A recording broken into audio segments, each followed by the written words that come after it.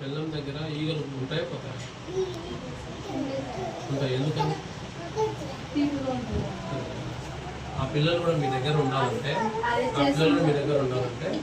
మీరు ఆ పిల్లలు ఇంటికి వెళ్ళకుండా పాటలు ఆటలు వాళ్ళకు ఇంటికాడి కంటే ఎక్కువ బాగా భోజనం కానీ ఆటలు కానీ పాటలు కానీ మీ బెల్లం దగ్గర ఈగలు ఎలా ఉంటాయో మీ చుట్టూ పిల్లలందరూ ఉండేలా చేసుకోవాలి. మీ బాధ్యత కూతురు ఇంటి పక్కన